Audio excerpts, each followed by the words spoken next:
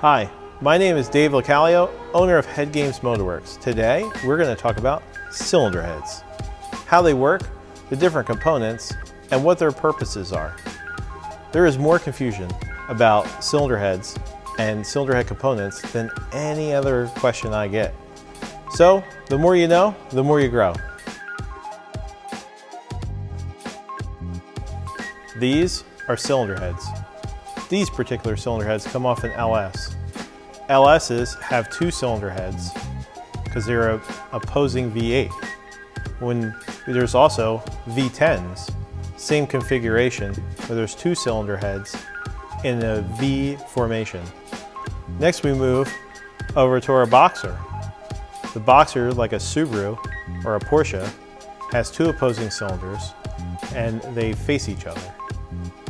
Then we move over to our inlines.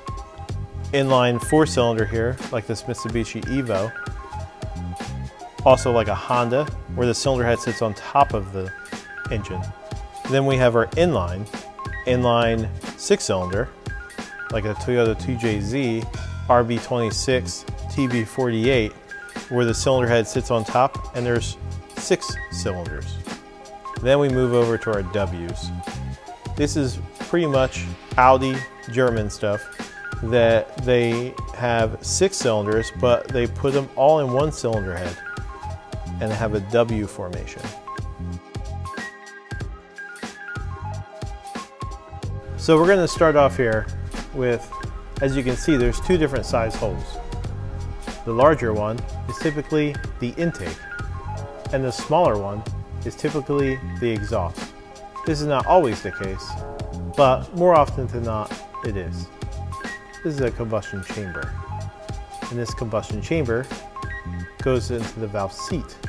The valve seat is comprised of valve angles. This would be your valve job, or where your valve seals to. So you have a top angle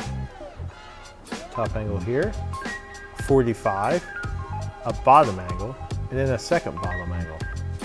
And that goes into your bowl area, or as we call it, a pocket. There is the short side radius.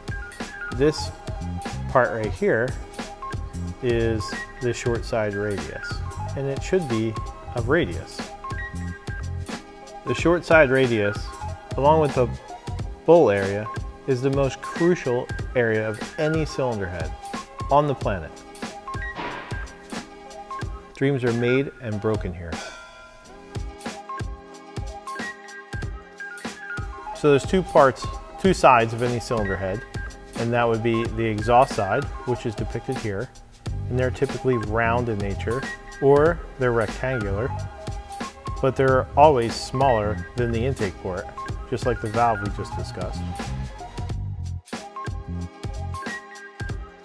And this is the intake side.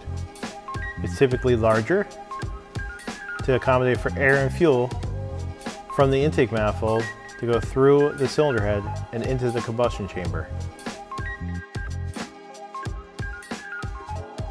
These are valve guides. Valve guides come in different materials. Their main job is to center the valve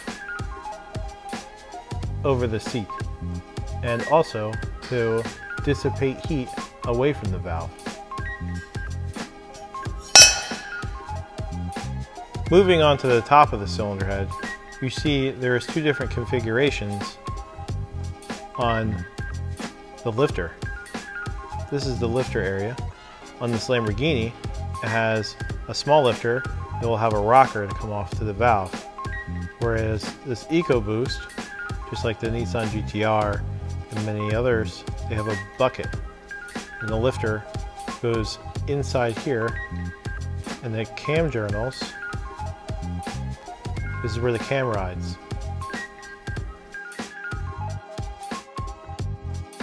So these engines are what's called a 4-stroke engine. What happens is the intake valve opens, allowing a column air to come into the combustion chamber.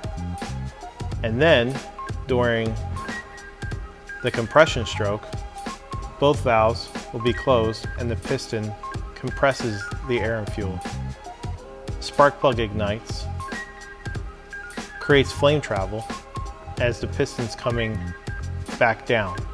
And then during the exhaust stroke, the piston comes back up, exhaust valve opens, and it pushes everything out the exhaust port.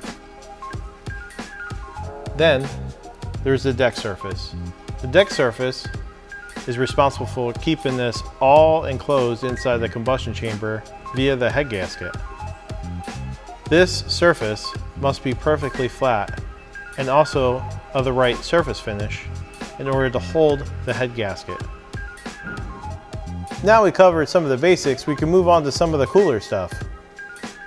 Check us out on Instagram, HeadGames Motorworks on Instagram, HeadGames Motorworks on Facebook, and also HeadGamesMotorworks.com, as we come out with a series of videos depicting all the different parts of a cylinder head and what we do.